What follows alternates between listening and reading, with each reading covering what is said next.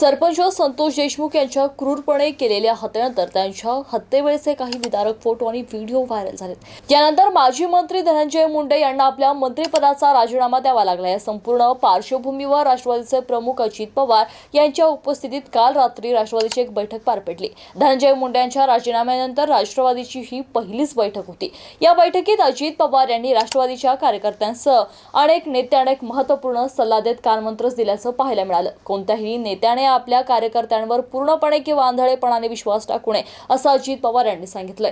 पूर्णपणे कार्यकर्त्यांच्या जीवावर राजकारण करू नका। कार्यकर्ते जर व्यवस्थित नसतील तर त्याची झळ पक्षाला लागते असं अजित पवार यांनी आपल्या नेत्यांना कानमंत्र दिलाय। विशेष म्हणजे धनंजय मुंडे यांच्या राजीनाम्यानंतर झालेल्या पहिल्या बैठकीत अजित पवार यांनी त्यांच्या समोरच हे वक्तव्य केलंय।